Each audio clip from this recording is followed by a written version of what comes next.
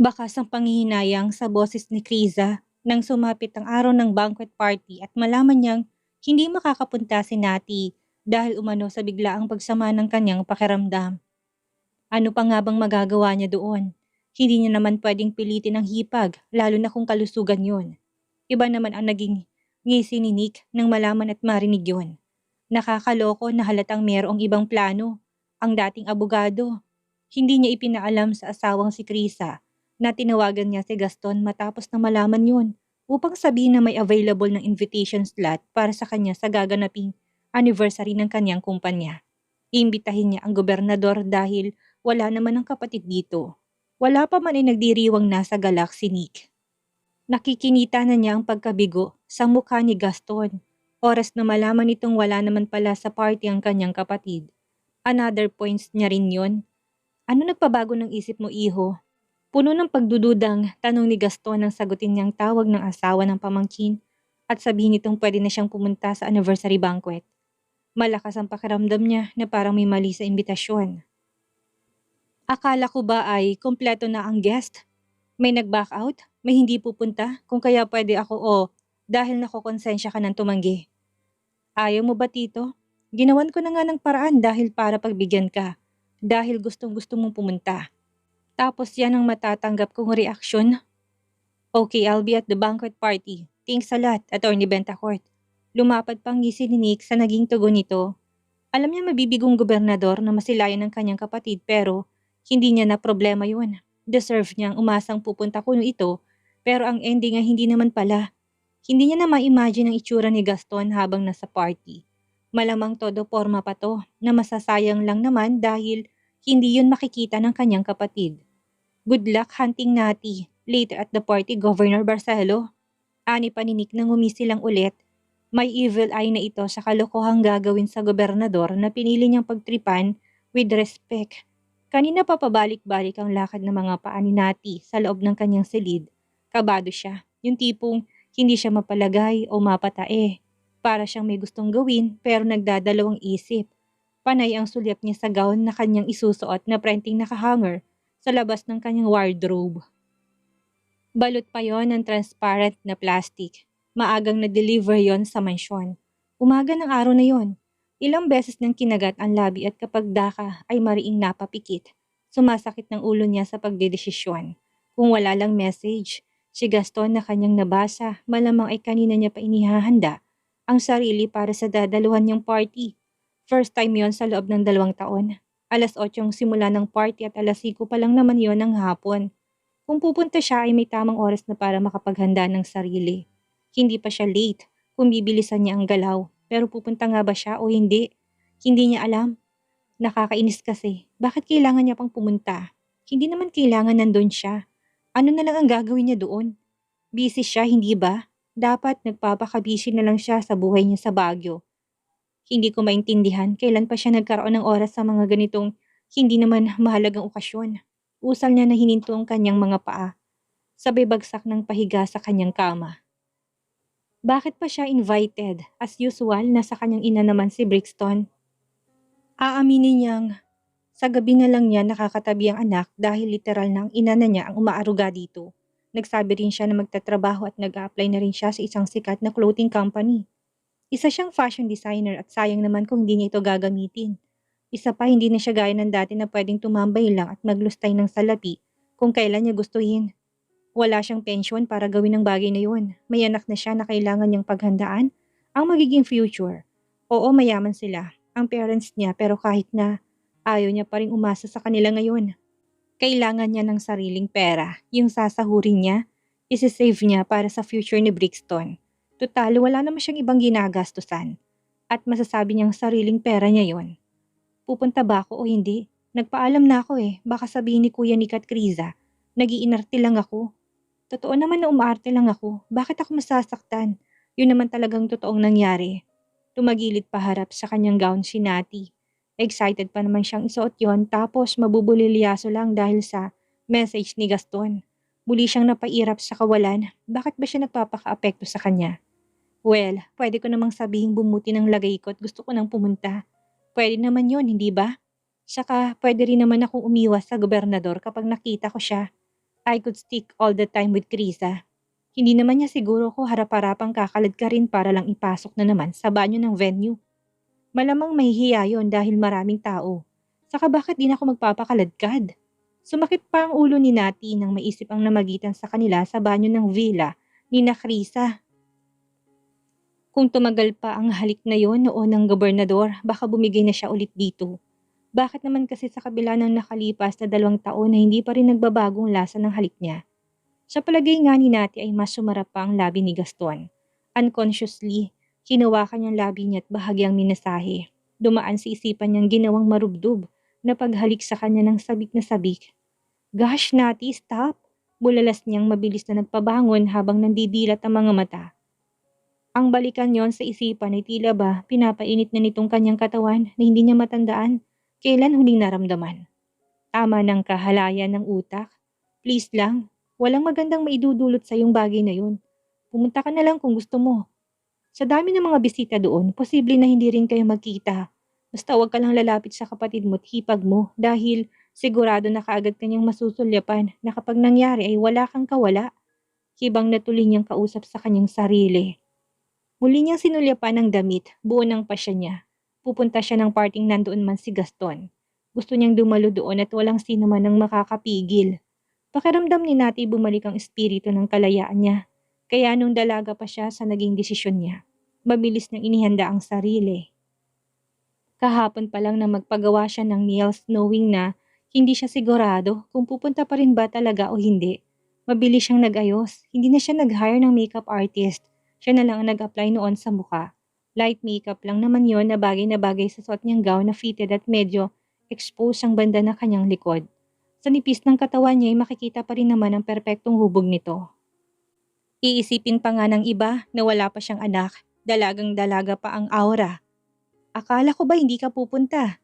Si Mrs. Bentacourt na nakasalubong ni Nati pagkababa niya ng hagdan. Nakangiti na siyang sinipat ng ginang mula ulo hanggang paa.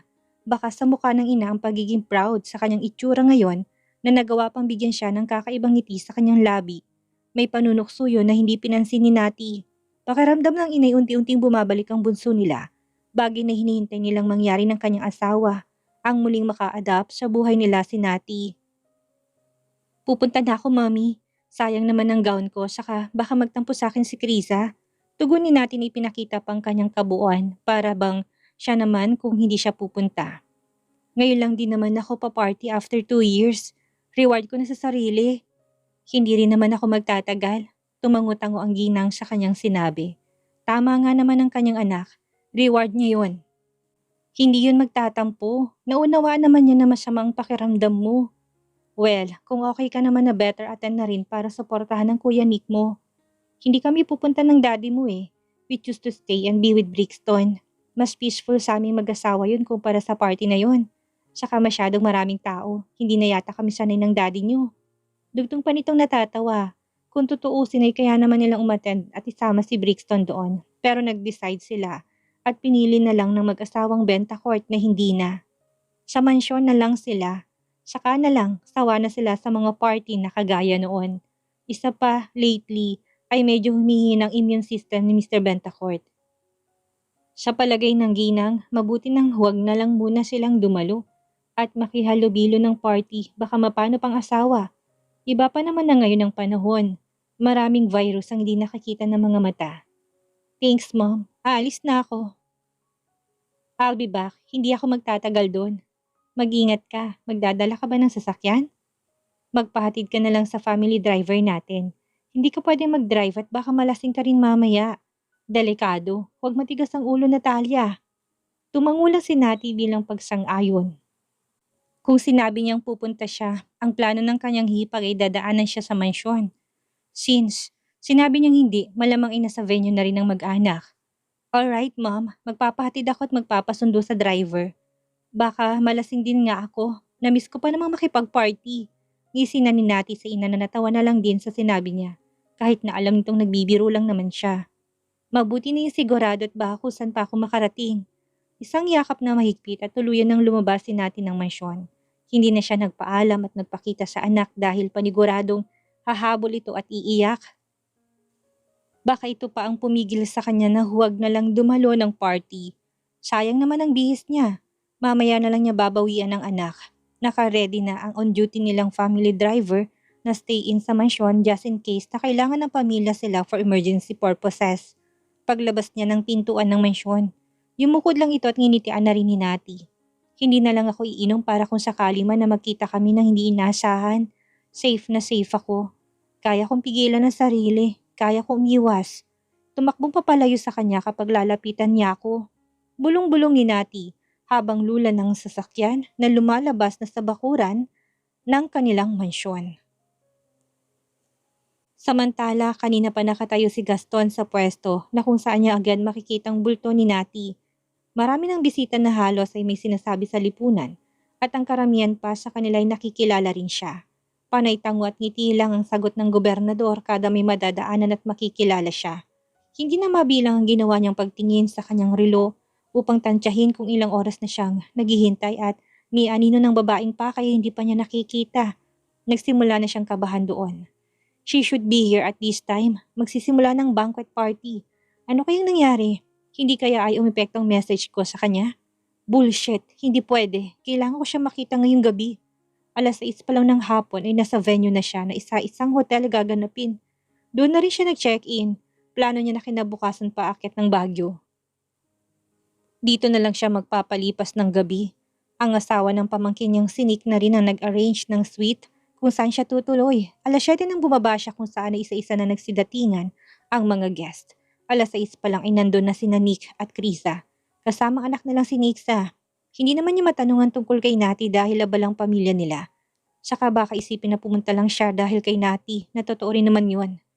Calm down your tits, Gaston. Malamang baka nagtatago yun upang umiwas sa'yo at ayaw kanyang makita. Muling tahimik na kausap niya sa sarili. Sigurado siya na kapag hindi pa niya ito nakita, ay baka tuluyang masiraan na siya ng ulo kakaisip. Hindi niya kailangang magtago. Hindi ko naman siya kakagatin. Gusto ko lang siyang makita at makausap. Masama bang pangarapin kong bagay na yun ngayon? Tito, ayaw mo pa bang maupo sa designated table mo? Doon lang yun, no? The party's about to start. Lapit ni Krisa sa kanya na hindi niya na namalayan dahil sa lalim ng mga iniisip niya.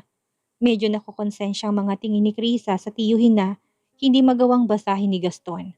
Gusto na niyang sabihin na hindi makakapunta si Nati na malamang ay pangunahan nitong hangarin kaya nandito noon. Magbibigay na rin ng speech si Nick tapos party na. Dagdag pa niya na pilit ng ngumiti ng malapad. Hi Lolo! Napilitang ngumiti si Gaston sa pagbati ni Nixa ni kinaway pang isang kamay sa kanya. Hindi niya tuloy napigilang buhati ng bata at taniman ng halik sa pisngi. Humagikik lang ito. Dumaan sa isip niya na kapag si Brixton kayang ginanon niya, ganito rin bang magiging reaksyon?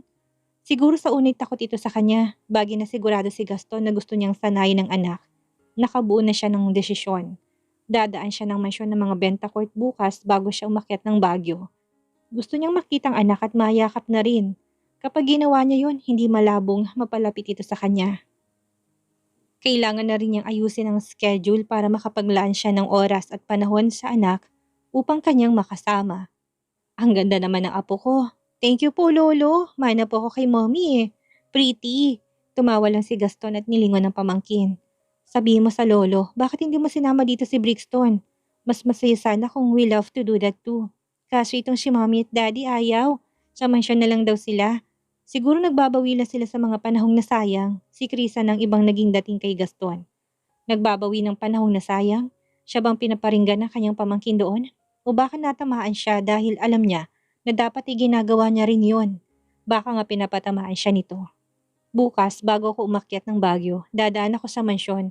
Gusto ko makita si Brixton bago umuwi. Tumango lang si Krisa kahit na marami pa siyang gustong sabihin sa tiyuhin.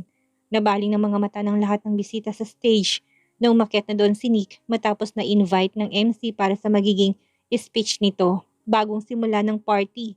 Abot tengang ngiti ng dating abogado na para bang yun ang unang taon na itinatag ang kumpanya niya. Mababakas ang kaligayahan ng salamin ng ngiti niya. Upo na kami ni Nick sa tito. Paalam ni Krisa nang tanggapin na ni Nick ang microphone. Kinuha na ni Krisa si Nixa sa bisig ng tiyuhin na kaagad naman itong ibinigay. Nagupuan ng karamihan sa mga guest sa designated nilang table ngunit may mangilan-ngilan pa rin nakatayo. Baka sa mukha ni Gaston na wala siyang planong gawin niyon. Hindi siya uupo. Hahanapin niya pa si Nati. Maupo ka na rin tito. Habilin pa ni Krisa bago tuluyang tinalikuran siya. Nasa dulo na ng dila niyang sasabihin na hindi darating si Nati pero pinili na lang niya na tumahimik. Ayaw niya masirang gabi nito na tsak na mangyayari kapag nalaman yon. Kalapit lang din ng table namin. Enjoy the party, Lolo. Sinig sana naiwan ang tingin kay Gaston habang papalayo sila ng ina. Huminga ng malalim si Gaston. Nilingon ng stage kung nasan si Nick na nagbibigay ng speech. Nasa mag-ina na niyang mga mata na para bang sila lang nasa party at nakikita ng lalaki. Punong-puno ng pagmamahal ang mga paninitig nito na ikinataba ng kanyang puso. Iginalaw ni Gaston ang magkabilang balikat na hindi na mapigilan ang mapangiti pa ng malapad. Nakikita niyang sobrang saya na ng pamilya nila. Panandali ang nawala sa isipan niya si Nati noon. Humakbang na rin siya patungo ng kanyang lamesa. Sabi niya hindi siya uupo, pero pwede naman niyang hanapin ang babae mamaya eh. I'm late. Bulalas ni Nati na kulang na lang ay tumakbo papasok ng hotel. Nagmamadali man, hindi pa rin nawalang kanyang posture na eleganteng paghakbang ng malalaki. Ngayon na nga lang ako a-attend sa ganito. Mukhang mang-agaw pa ako ng spotlight sa kapatid ko. Huwag naman sana. Alam niyang kapag nangyari yon, mabilis siyang mahahanap ni Gaston. Napagtataguan niya nga at susubukan din niyang iwasan sa abot ng makakaya niya. Na-stuck sila ng driver sa ilang minutong traffic. Wala siyang dapat nasisihin doon kung hindi ang kanyang sarili. Kukupad-kupad kasi siya. Siya naman kasi ang nagpa-late din sa pagbuo ng desisyon. Pupunta naman pala, pinatagal niya pa yun. Kung inagahan niya lang, edi hindi siya ganitong nagkukumahog at nagmamadali. Napairap sa kawalan sinati nang harangin pa siya ng guard kung saan ay mismong papasok na sa venue ng event. Mukhang hindi siya nakilala nito. Invitation miss. Pumitik ang kamalditahan ni Nati na matagal nang nahihimlay sa kanyang kaibuturan ng pagkatao. Do I need that right now? That I was already late? Balik tanong niya na halatang nairita na sa guard. Napatikom ang bibig ng guard sa naging sagot niya. Medyo nakonsensya naman doon si Nati. Masyado yata naging matalim ang tingin niya kung kaya natakot to. Ginagawa lang naman niyang trabaho. Hindi mo ba ako kilala? Natalia Betancourt. Pakilala niya nang matapos na siya kaagad doon. Nalaki pang mga mata ng guard at hinagod siya ng tingin mula ulo hanggang paa upang marahil ay kumpirmahin kung siya nga iyon. Bigla itong napayuko na mapagtanto na kapatid nga siya ni Nick. Makikita na sa katawan ng guard ang pangangatal dahil paano kung ipatanggal siya ng babae. Kilala pa naman itong spoiled bratty ng mga Betancourt. Rumor lang naman to at hindi niya pa nararanasan. Ngunit mukhang mapapatunayan na yun ng guard ng mga sandaling yon sa paraan pa lang ng mga tingin nito. Pasensya na po Miss Betancourt. Hindi ko po kayo kagad nakilala. Pasok na po kayo sa loob. Nilagpasan siya ni Nati na tuloy-tuloy nang pumasok. Wala siyang panahon sa iba pa nitong drama. Saglit siyang natigilan nang maalalang sinabi ng guard. Ibig sabihin ay malaki nga ang pinagbago niya. Dati, kahit saan siya pumunta ng party ay palagi siyang nare-recognize na kapatid ni Nick o kung hindi naman ay bunsong anak ng mga Betancourt. Medyo nakakawindang lang sa kanya na ngayon ay hindi siya nagawang makilala ng guard. Paano pa kaya yung ibang mga tao kapag namukhaan siya? Isipin nilang ibang tao siya? O baka naman malabo lang talagang mata ng guard? Iwinaksi niya na yon sa isipan. That was not strange. Pumayat talaga ako. Alo niya sa sarili upang magpatuloy na sa paghakbang. Patapos na sa speech ang kanyang kapatid ng tuluyang sinati na makapasok sa venue. Alam niya ng table niya ay sa table ni Nakriza. Kung saan lingid sa kanyang kaalaman nakalapit lang noon ang table ni Gaston. Naprenting nakaupo ng mga sandaling yon at nakikinig sa kwento ng kanyang kapatid sa stage. Wala siyang planong pumunta doon at maupo kahit pa sinabi niyang didikit siya kay Kriza all the time. Malamang makikita siya ng gobernador kung gagawin niya yon. Sanay naman siya sa tayuan, kaya anong bago? Hindi siya iiyak dahil lang masakit ang kanyang mga paa. Sisiw na lang yon sa kanya. Na-train siya ng mga pagpila niya sa mumurahing fruit tea at paglalakad sa palengke. Pagpasok niya sa pinto'y nanatili siya doong nakatayo sa gilid. Pinapanalangin na walang sino man ang makapansin. Ngunit parang hindi niya kakampi ang langit. Nagawi sa banda niyang mata ng kapatid na binigyan siya na nakakalokong ngisi sa labi. Kumabog ng puso niya nang gawin yun ni Nick. May kung ano kasi dito. Shit! Kuya Nick naman, hindi mo kailangan akong tingnan. Lapat ang ngiping usal ni Nati doon. Hindi niya ito pinansin na tumakbang sa medyo crowded kung saan natatakpan ng bulto niya. Dahilan yun na hindi siya nakita ni Gaston nang lumingon at sundan ang tingin ni Nick na malapit sa may pintuan. Muling bumalik ang mata ng gobernador sa stage kung saan natagpuan niya nakatingin sa banda niya si Nick. Tila ba naghahamon ng kanyang mga ngiti. Muli ni Gaston nilingon ng pintuan. Malakas ang kutob niya na nakita ni Nick doon ang kapatid. Ngunit gaya kanina ni Anino ni Nati ay hindi niya natagpuan. Ilang beses niya pang ginawang paglingon na kulang ay mabali ang leeg. Ngunit gaya kanina ay bigo pa rin siyang makitang babaeng hinahanap ng kanyang mga mata. Nagtatago pa rin ito. She must be here. Mamaya ko na lang siya hanapin. Nang matapos ang speech ay nagalok ng toast. Sinik sa mga bisita upang simulan ng banquet party. Pagbaba dito ng stage ay pumailan lang instrumental ng musika, hindi masakit sa tenga. Ang ilan sa mga bisita ay tumayo na upang kumuha ng pagkain. Inumino kung hindi naman ay sumayaw. Ang iba naman ay upang makipag-socialize sa mga kakilala nila o makipagkilala sa iba pang mga bisita. Let's enjoy the party, Tito. Bulong ni Nick na pagdaan niya sa may table ni Gaston upang tunguhin ang table na naghihintay niya mag-ina. Sa timbre ng boses nito, halatang may nakatagong pang-Alaska. Hinawakan ni Gaston ang isang braso ni Nick bago siya nito tuluyang lampasan. Dito na mismo galing na kapag may opportunity ay huwag niya itong palalagpasin. Kaya magtatanong na siya ngayon sa lalaki. Where is she? Mahina pero sapat ang lakas upang malinaw na marinig ni Nick. Alam kong nakita mo na siya kanina.